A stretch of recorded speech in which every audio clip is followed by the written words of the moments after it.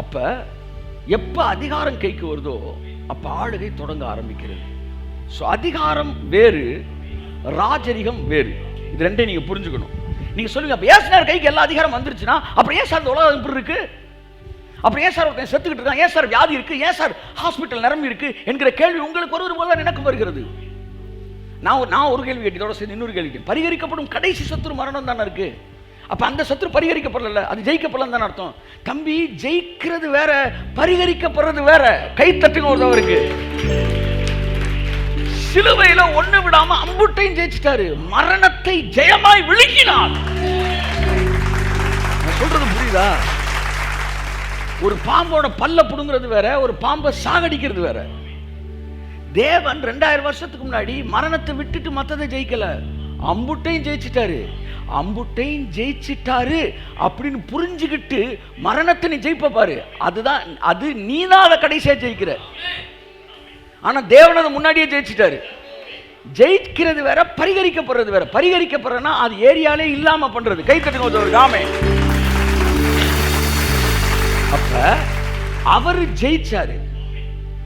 முத அதிகாரம் தான் வந்திருக்கு, ஆளுகை வரல. ஏன் வரல?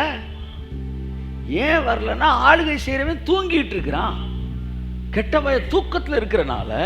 நல்லா கவனிக்கணும், வானத்திலும் பூமியிலும் சகல அதிகாரமும் எனக்கு கொடுக்கப்பட்டிருக்கிறது. அப்படியே முடியல வசனம். ஆதலால் நீங்கள் புறப்பட்டு கை கட்டு, கை கட்டு, கை கட்டு, கை கட்டு, கை கட்டு. அப்படி முடியுமா? எப்படி முடியுமா? எப்படி முடியுமா? எப்படி முடியுமா?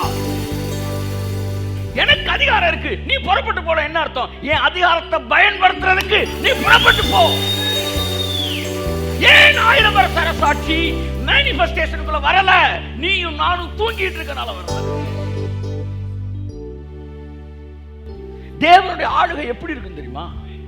தேவன் எப்படி இந்த பூமி அரசாளுவார் தெரியுமா? அடுத்த வசனத்தை வாசிங்க. Come on. மேகமும் மந்தாரமும் அவரை சூழ்ந்திருக்கிறது. நல்லா பாருங்க, நல்லா பாருங்க. how God is ruling over the earth.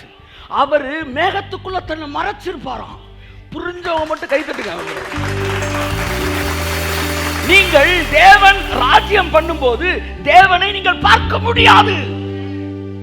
தேவன் ராஜரிகம் பண்ணும்போது நீங்கள் தேவனை பார்க்க முடியாது. நீங்கள் மேகத்தை தான் பார்க்க முடியும். அந்த மேகத்துக்குள்ளாகத்தான் தேவன் இருப்பார். யார் இந்த மேகம்? வேதம் சொல்லுகிறது, இதோ மேகம் போன்ற திரளான சாட்சிகள் நம்மை சூழ்ந்து நிற்க. கைதட்டு, கைதட்டு. மேகம் போன்ற திரளான சாட்சிகள் சூழ்ந்து நிற்க. யார் அந்த சாட்சிகள்? நீங்களே எனக்கு சாட்சிகள். கைதட்டு ஒருவருக்காமே. அப்ப தேவன் ராஜரிகம் பண்ணும்போது ஒரு சீட்டை போட்டு அவர் உட்கார்ந்து இருப்பார்னு சொல்லி கொடுத்த மத அறிவு அழிக்கப்படட்டும். You cannot see the ruling God directly. நீ ஆளுகை செய்கிற தேவனை நேரா பார்க்க முடியாது. அவர் எங்க தெரியுமா ஒளிஞ்சிருப்பாரு? மேகத்துக்குள்ள ஒளிஞ்சிருப்பாரு. நல்லா நல்லா நல்லா நல்லா கையெழுத்து. எனக்கு ஒரு கொஸ்டின். தேவன் ராஜரிகம் பண்றாருன்னு வசனம் வருது, சம்பந்தம் இல்லாம எதுக்கு மேகமும் மந்தாரமும் அவரை சூழ்ந்திருக்கும்? மேகத்தை பத்தி இங்க ஏன் பேசுறாரு? ஏன்னா ஆளுகையோடு மேகத்துக்கு தொடர்பு இருக்கு சார். அப்ப இந்த மேகம் என்னன்னு தெரிஞ்சிட்டினா 1000 வருஷ அரசாட்சியில தேவன் நேரா வந்து பைபாஸ் ரோட்டு பக்கத்துல ஒரு சேரை போட்டு உட்கார்ந்துருப்பாரா? சில கல்யாண மகள் ஓனர்லாம் முன்னாடி ஒரு சேரை போட்டு உட்காந்துருப்பான். ஏன்னா நான் தான் ஓனர் அப்படின்ற மாதிரி. அப்படி உட்காந்துருப்பாரா? இல்ல அவர் ஆள்கையை எந்த ரூட்ல செய்யறாரு? கையை தட்டி. தேவன் ராஜரிகம் பண்ணுகிறார். எங்கிருந்து ராஜரிகம் பண்ணுகிறார் சொல்லுங்க? மேகத்துக்குள்ள இருந்து. எல்லாம் சொல்லுங்க, சொல்லுங்க. மேகத்துக்குள்ள இருந்து அவரை பார்க்க முடியாது. நீங்க மேகத்தை தான் பார்க்க முடியும். ஒரு மேகம் அவரை மறைவாய் எடுத்து கொண்டு போனது. சோ மேகத்தை தனக்கு புகலிடமாய் வைத்திருப்பாராம். யாரு சார் மேகம்? சார் நீங்க தான் சார் அந்த மேகம், நீங்க தான் மேகம். அப்ப அவர் மேகத்துக்குள்ள இருந்து பேசுவாராம். அப்ப யாருக்குள்ள இருந்து இப்ப பேசிட்டு இருக்காரு? மேகத்துக்குள்ள இருந்து. மேகத்துக்குள்ள மறைச்சுக்குவாராம். யாரு மேகம்? நீயும் நானும் தான் மேகம். மேகத்துக்குள்ள இருந்து ஆளுகை செய்வாரா? யாரு மேகம்? நீயும் சொன்னதை செய்யும் கைவிடவே சொன்னதை செய்யும் கைவிடவே கையை தட்டி எனக்கு வரல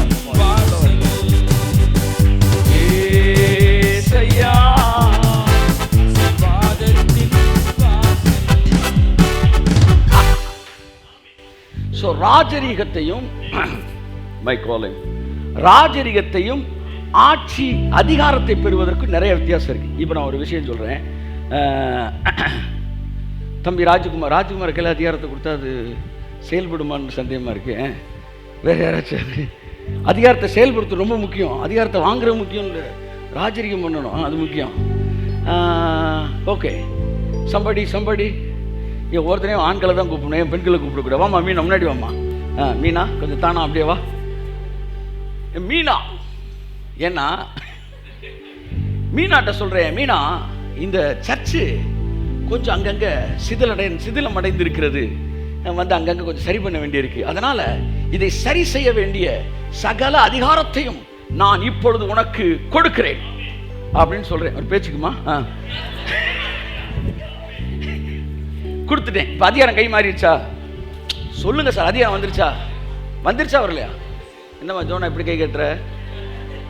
நீ வரேன்றியா? மீனா கூப்பிட்டா ஜோனா அதிகாரம் வந்துருச்சா வரலையா? I just handed it over, replaced, உங்க கையில் கொடுத்துட்டேன். இடம் மாறிடுச்சா பாருங்க, மாறிடுச்சா பாருங்க, நல்லா கவனிக்கணும். பாருங்க மாறிடுச்சா? எல்லாம் அப்படியே தான் இருக்கு. சொல்லுங்க, பக்கத்து சொல்லுங்க. அடியா தடி எல்லாம் அப்படியே தான் இருக்கு. இந்த 1000 வருஷம் அரசாட்சி வந்துருச்சு, இந்த தம்பி சொல்லிச்சே, ஒண்ணுமே நடக்கல, அப்படியே தான் இருக்கு. அப்படியே தான் இருக்கும். மீனா தானா வேலை பார்க்காத வரைக்கும் எல்லாம் அப்படியே தான் இருக்கும். வானத்துக்கு சகலத்தை இடம் கொடுக்கப்பட்டிருக்குது. ஆகையால் நீங்கள் புறப்பட்டு போய். இப்போ மீனா என்ன செய்து? மீனா கையில் அதிகாரம் வந்துருச்சு. என்ன செஞ்சிருச்சு? அதிகாரம் வந்தோன்னா அது ஒரு 3 பேரை கூப்பிடுது. வாமா 2 பேர் வாமா, ஜெமி இது வாமா. இப்போ இவங்க 2 பேரை கூப்பிடுது. மீனா கூப்பிட்டு இப்போ மீனா சொல்லுது, நல்லா கவனிங்க, வந்து இல்லைங்க, அண்ணன் வந்து எனக்கு முழு அதிகாரத்தை கொடுத்துட்டாரு. அதிகாரம் கையில் இருக்கு, ஆனா சர்ச்சை அப்படியே தான் இருக்கு. இது மாறணும்னா விடுவாமா, முன்னாடி அதிகாரத்தை நம்ம என்ன செய்யணும்? பயன்படுத்தணும். மீனா சொல்லுது, அதிகாரம் எனக்கு கொடுக்கப்பட்டிருக்கிறது, ஆகையால் நீங்கள் புறப்பட்டு போய்.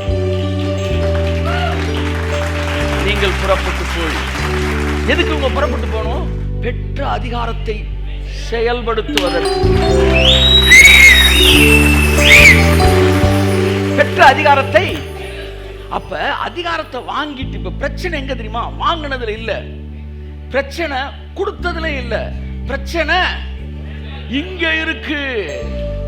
அப்ப அரசாட்சி வந்துருச்சு, ஆளுகை வரல. அப்ப 2 பேருமே வேலை பார்க்கலன்றீங்களா? ஒரு ஆள் வேலை பார்க்குது, ஒரு ஆள். அப்ப ஒரு பக்கம் ராஜ்யம் வந்துருச்சு, அரசாட்சி வந்துருச்சு, 1000 வருஷம் அவன் அனுபவிக்க ஆரம்பிக்கிறான். ஒரு ஆள் வேலை பார்க்காதவன் அனுபவிக்காம இருக்கிறான். ஸோ இந்த அனுபவிக்க யார் வந்து அதை செயல்படுத்த ஆரம்பிக்கிறாரோ அங்கு அந்த அதிகாரம் ஆளுகையாக மாறுகிறது. அப்ப தேவன் ராஜரீகம் பண்ணுகிறார் அப்படின்னா இது வந்து அதிகாரத்தை வாங்குறத சொல்லல, வாங்கினதுக்கு அப்புறம் செயல்படுத்துறது எப்படி செயல்படுத்துறாருன்னு சொல்லுது. கை தட்டுங்க. அதிகாரத்தை இயேசு கிறிஸ்து சிலுவையிலே வாங்கினார்.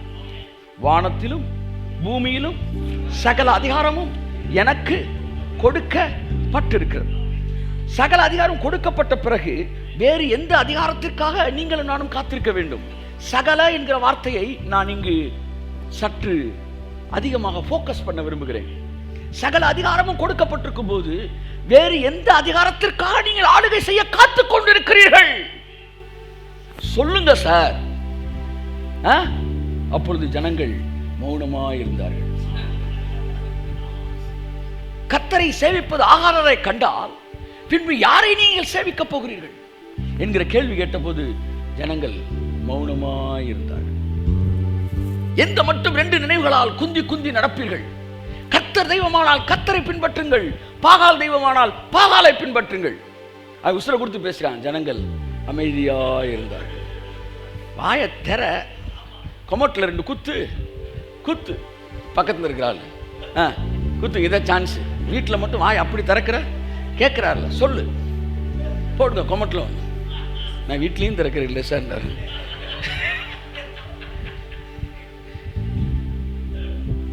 எல்லா ஆயுதமும் எல்லா அதிகாரமும் கொடுத்த பிறகு வேற எந்த அதிகாரத்துக்கு சார் நீங்க காத்திருக்கிறீங்க? Whose mistake? It is your mistake. ஊருக்கு நீ பயன்படுத்துறியோ இல்லையோ, உன் வாழ்க்கையில் அதிகாரத்தை எடுத்து பயன்படுத்துங்க. வாழ்க்கை அதிகாரத்தை அதுக்கு மட்டும் கை நல்லா பரவாயில்ல, அதுக்காக ஆமே. உங்க வாழ்க்கை அதிகாரத்தை 1000 வருஷம் அரசாட்சி, தட் மீன்ஸ் காட்ஸ் ரூலிங் உன் லைஃப்குள்ள வந்துருச்சு. அப்ப தேவன் பாருங்க, எப்ப அதிகாரம் ஆளுகையாய் மாறுகிறதோ அப்பொழுதுதான் அதிகாரம் செயல்படுத்தப்படும் போதுதான் அரசாட்சி ஆரம்பமாகிறது. சிலர் அவங்க வாழ்க்கையில செயல்படுத்த ஆரம்பிச்சிட்டாங்கன்னா அவங்க லைஃப்ல அரசாட்சி வந்துருச்சுன்னு அர்த்தம். அதிகாரத்தை பெற்றுக்கொண்டது சிலுவை, ராஜரிகம் பண்ணுவது 1000 வருட அரசாட்சி. கைத்தறிங்க. ஆமென், ஹல்லேலூயா. தேவன் ராஜரிகம் பண்ணும்போது நடப்பது என்ன? 97:1 பூமி பூரிப்பாகிறது. பூமி அதான் 1000 வருஷ அரசாட்சி. எல்லாம் சொல்லுங்க. 1000 வருஷ அரசாட்சி என்பது என்னப்பா? 1000 வருஷ அரசாட்சி என்பது பூமி பூரிப்பா இருக்கிறது 1000 வருஷ அரசாட்சி. இந்த பூமியோட டிரான்ஸ்ஃபர்மேஷன் தான் 1000 வருஷ அரசாட்சி. இதற்கு முன்பாக பூமியை பற்றி இருந்த நெகட்டிவான எல்லா வசனமுமே 1000 வருஷ அரசாட்சிக்கு அடாப்ட் ஆகாது. கை தட்டுங்க. ஆமென். பூமியோ பொல்லாங்கனுக்குள் கிடைக்கிறது, பூமியிலே வருத்தமும் சஞ்சலமும் மிகுதி, இதெல்லாம் இங்கே அடாப்ட் ஆகாது. ஏன்னா பூமி பூரிப்பாகிற ஒரு இடத்திற்கு நீங்கள் வந்திருக்கிறீர்கள். ஆமென். கர்த்தர் உங்களை ஆசீர்வதிப்பார். அப்ப நம்ம கொண்டு இந்த பூமியை தேவன் பூரிப்பாக்குற. அப்ப முதல் வசனம் சொல்லுது தேவன் ராஜரிகம் பண்றாரு. 2வது வசனம் சொல்லுது தேவன் எப்படி ராஜரிகம் பண்றாரு. அதோட நான் முடிக்கிறேன், மீதி வசனத்துல அடுத்த வாரம் தொடங்குறேன். வாசிங்க 2வது வசனம். மேகமும் மந்தாரமும் அவரை சூழ்ந்திருக்கிறது. மேகமும், அதாவது பளிச்சுன்னு நீங்க பாக்குற மாதிரி இருக்காது, ஒரு மந்தாரம் இருக்கும். அதாவது ஒரு டவுட் இருக்கு பாத்தீங்களா சிலருக்கு, அதுக்கு பேர் தான் மந்தாரம்.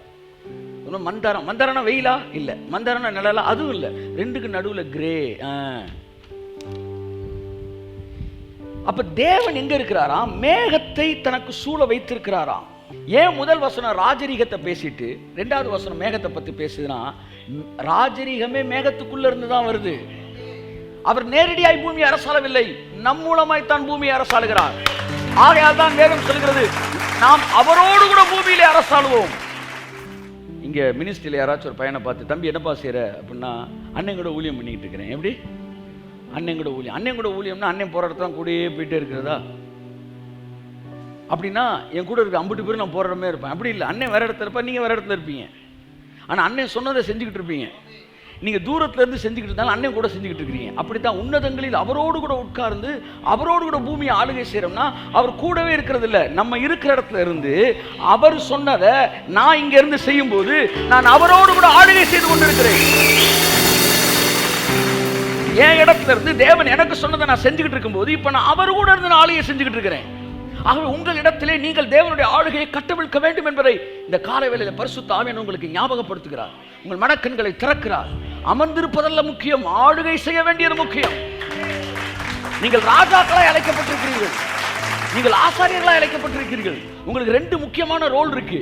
ஒன்னு ஆசாரியத்துவம், அது தேவனோடு பேசுவது. இன்னொன்று ராஜரீகம், அது பூமியை மாற்றுவது. கையை தட்டே. ஆமென். இதற்கு முன்பாக நான் பார்த்த பெந்தேகோஸ்தே எல்லாம் ஆசாரிய அபிஷேகத்தோட நிப்பாட்டிட்டாங்க, ஆனா ராஜரிக அபிஷேகத்தை கொடுக்கல. இந்த நாட்களில் தேவன் ராஜரிக அபிஷேகத்தை ஊற்றிக் கொண்டிருக்கிறார். Priesthood anointing, it is transforming yourself in the presence of God and talking to God. Kinghood anointing is transforming the world. Transforming the world. உங்களிடத்தில் 2 அபிஷேகம் இருக்கிறது. சும்மா கடவுள்கிட்ட ஜெபம் பண்ணிட்டு கும்பிட்டுட்டு போயிட கிடையாது, போய் மாத்தணும். சொல்லுங்க, மாத்துவோம். மாத்தணும். சொல்லுங்க, மாத்தணும். எல்லாத்தையும் மாத்தணும். கையை தட்டி ஆமென். எதனால் மாற்றணும்? வார்த்தையினால் மாற்ற வேண்டும். எப்படி ஆளுகை செய்யறது போன வாரம் பார்த்தோம். எப்படி முதல் அதிகாரத்தில் தேவன் ஆளுகை செய்தார்? வார்த்தையினால். நீங்களும் அபிநமாய் உங்கள் சுற்றி இருக்கிற சூழ்நிலைகளை வார்த்தையினால் மாற்ற வேண்டும். சரீரத்தில் குறைவு இருக்கா? சரீரத்தை பார்த்து பேசு. சரீரத்தில் பலவீனம் இருக்கா? பலவீனத்தை பார்த்து பேசுங்க. பலவீனத்தை பத்தி பேசாதீங்க, பலவீனத்தை பார்த்து பேசுங்க. மலையை பத்தி பேசாதீங்க, மலையை பார்த்து பேசுங்க. எதிர்மறையை பத்தி பேசாதீங்க, எதிர்மறையை பார்த்து பேசுங்க. இருள் இருந்தபோது இருள் என்று பேசவில்லை, வெளிச்சம் என்று பேசினார். வெளிச்சம் உண்டாக கடவுது என்றார், வெளிச்சம் உண்டாயிற்று. நிறைவு உண்டாக கடவுது என்றார், நிறைவு உண்டாயிற்று. எப்படி மாற்றணுன்றது அழகா ஒன்னாதிகாரத்தை சொல்லி கொடுத்திருக்காரு. வாயை திறக்க வேண்டியதானே, வாயை திறந்து பேச வேண்டியதானே. அப்ப தேவன் எப்படி ஆளுகை செய்கிறார் சொல்லுங்க? மேகத்திற்குள் இருந்து. இதனை ஹைலைட். தேவன் ஆளுகை செய்வாராம், மேகத்துக்குள்ள மறைஞ்சுக்குவாராம். இந்த ரெண்டு வசனம் எப்படி கனெக்ட் ஆகி பாருங்க. ஒரு நல்லா கை தட்டுங்களேன், ஒரு தடவை நல்லா தட்டுங்களேன். சொன்னாரை செய்யும் அளவும் கைவிடவே மாற்றி, எனக்கு சொன்னாரை செய்யும் அளவும் கைவிடவே மாற்றி. எபிரேயர் 12:1 வாசிங்க. மேகம்னா என்னன்றது ஒரு 10 வசனம் சொல்லிட்டு இந்த வார்த்தையில முடிச்சிருந்தேனா? ஆகையால் மேகம் போன்ற இத்தனை திரளான சாட்சிகள் நம்மை சூழ்ந்து கொண்டிருக்க. அப்ப சாட்சிய எதுக்கு கனெக்ட் பண்றாரு கர்த்தர் சொல்லுங்க? பக்கத்துல பா சொல்லுங்க. சாட்சிய மேகத்துக்கு கனெக்ட் பண்றாரு. ஆமென். சரி, அப்ப சார் சாட்சினா எலியா எலிசாமி தான் சார். இப்ப மேகம் கிளியர் ஆயிருச்சு. சாட்சி தான்டா மேகம். ஒன்று சாட்சி தான் மேகம், ஆனா நான் சாட்சி இல்லைன்றா. அடுத்து சாட்சி யாரு? அப்போஸ்தலர் 1:5 நீங்கள் எனக்கு சாட்சி. சரி, இங்க பாருங்க, நான் சொல்ல பாருங்க. மேகம் போன்ற சாட்சிகள், நீங்கள் எனக்கு சாட்சிகள். நல்லா பாருங்க, நீங்கள் எனக்கு சாட்சிகள். மேகம் போன்ற சாட்சிகள். நீங்க தான் சாட்சி. சாட்சி என்ன? மேகம் தான் சாட்சி. அப்ப நீங்க இந்த சாட்சியை தூக்கி விட்டு மேகத்தை அங்க போட்டுடலாம். இப்ப நீங்கள் எனக்கு சாட்சிகளாய் இருப்பீர்கள் அப்படின்ற இடத்துல சாட்சி தானே மேகம். அப்ப நீங்கள் எனக்கு கை தட்டுங்க, அவ்வளவுதான். உங்க பேர் என்ன சொல்லுங்க? மேகவர்ணன். எல்லாம் ஒரு பிளானோட தான் பேர் வச்சிருக்காங்க போல. மேகவர்ணன். வேற பேரு நீலம் மேகம்.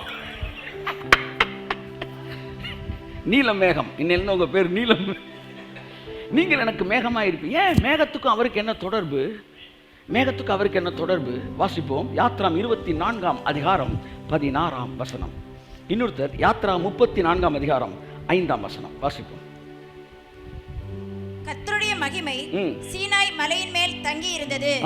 மேகம் 6 நாள் அதை மூடி இருந்தது. 7ஆம் நாளில் அவர் மேகத்தின் நடுவிலிருந்து மோசேயை கூப்பிட்டார். கையத்தட்டு. கர்த்தர் எங்க இருந்து தான் கூப்பிடுறாரு? சத்தமா சொல்லுங்க சார். இயேசு அழைக்கிறார். இயேசு அழைக்கிறார். இயேசு அழைக்கிறார். இயேசு அழைக்கிறார். அப்ப கிரிட்டிக்ஸ்லாம் சொல்ல, இயேசு எங்க அழைக்கிறாரு? டிஜிஎஸ் தினகரன் தான் அழைக்கிறாரு. தம்பி, தேவன் மேகத்துக்குள்ள இருந்து தான் கூப்பிடுவாரு.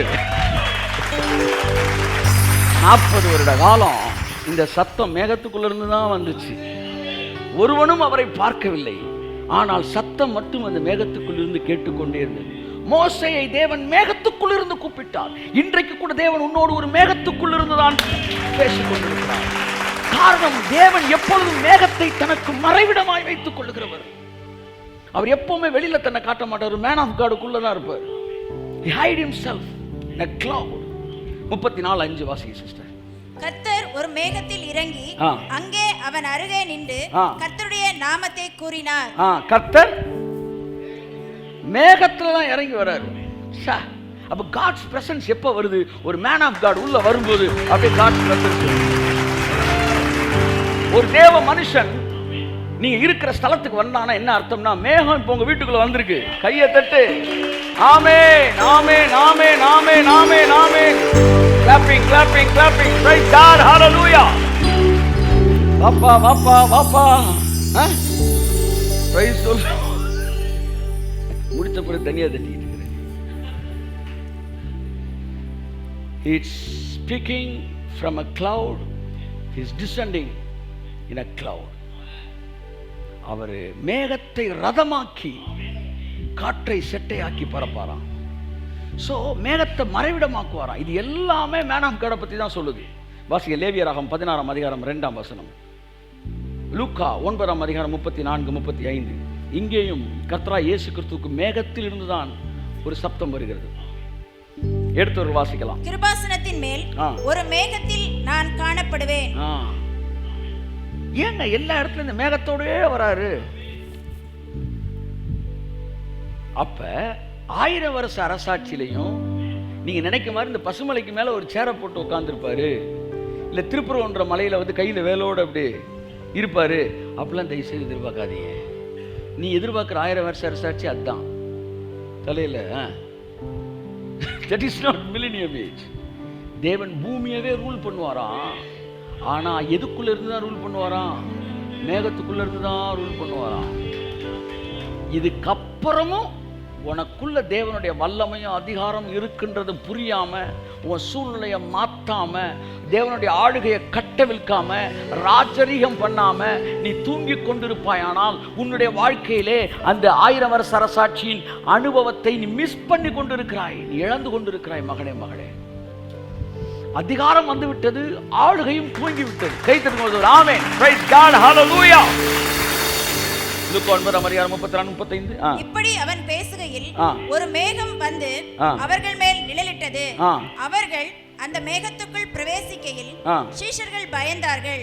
அப்பொழுது இவர் என்னுடைய நேசகுமாரன், இவருக்கு செவி கொடுங்கள் என்று மேகத்திலிருந்து ஒரு சத்தம் உண்டாயிற்று.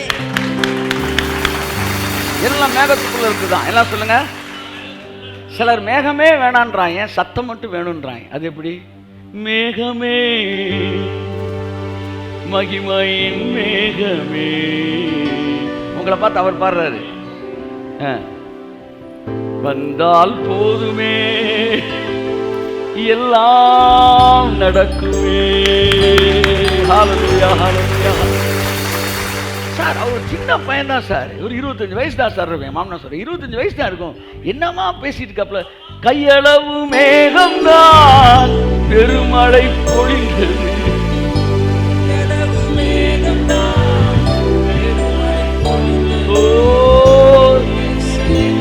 So you are the cloud of God. இந்த உலகம் கிரவுடுக்கு பின்னாடி போகுது, ஆனா தேவனுடைய ராஜ்யம் கிளவுடுக்கு பின்னாடி போகுது. ஸோ மேகத்தை தனக்கு மறைவிடமாய் வைத்திருக்கிறவர். ஸோ 1000 வருஷ அரசாட்சியிலே நீங்க தேவனை தேடுனா நீங்க தேவனை பார்க்க முடியாது. நிறைய பேர் சொல்லலாம் எருசலேம்ல ஒரு சீட்டை போட்டு உட்கார்ந்துருப்பாரு. அப்படிலாம் உட்கார்ந்துருக்க மாட்டார் சார்.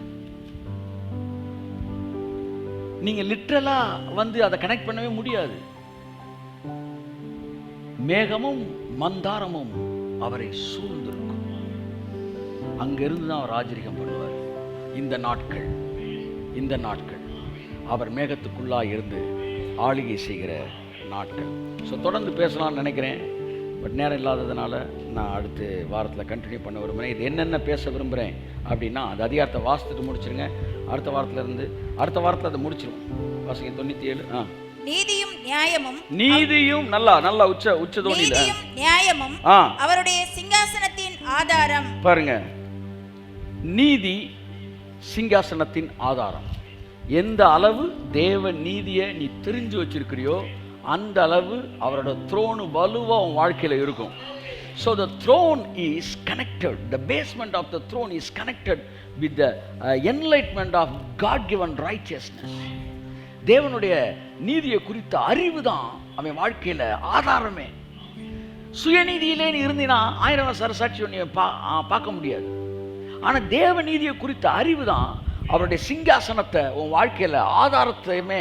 அந்த தேவ நீதியை பற்றி அதை பத்தி பார்ப்போம். நீதி வாசிங்க. நீதி நியாயமும் அவருடைய சிங்காசனத்தின் ஆதாரம். அடுத்து அக்கினி அவருக்கு முன் சென்று சுற்றிலும் இருக்கிற அவருடைய சத்துருக்களை சுட்டரிக்கிறது. ஃபயர் எல்லாம் சொல்லுங்க. ஃபயர். அடுத்து ஒரு சப்ஜெக்ட் வந்து 1000 வருஷத்துல ஃபயர் மீன்ஸ் லவ். கை தட்டுங்க. லவ். அந்த லவ் வந்து அந்த 1000 வருஷ அரசாட்சியில புறஜாதிகளை லட்சமா என்ன செய்யுது? கன்விக்ட் பண்ணுது. இந்த ரட்சிப்புன்ற வேலை எல்லா ஏரியாலையுமே நடந்துகிட்டு இருக்கு. எப்ப இருந்து? நியாயப்பிரமாணத்து காலத்துல, அடுத்து வந்து கிருபையின் காலம். ஒவ்வொரு காலத்திலும் தேவன் தம்முடைய ஜனங்கள் என்ன செய்யறாரு? ரட்சித்து கொண்டே இருக்கிறார். அன்றைக்கு ஆட்டுக்குட்டியின் ரத்தத்தினாலே, அடுத்து கர்த்தராகிய இயேசு கிறிஸ்துவின் ரத்தத்தினாலே 1000 வருஷ அரசாட்சியில் கிருபையின் காலத்தை தாண்டியும் கூட ஜனங்களுக்கு அவர் எப்பவுமே என்ன செய்றாரு? ஒரு ஓப்பன் கேட் வச்சிருக்கிறாரு. கை தட்டுங்க, எவ்வளவு நல்ல தேவன் பாருங்க.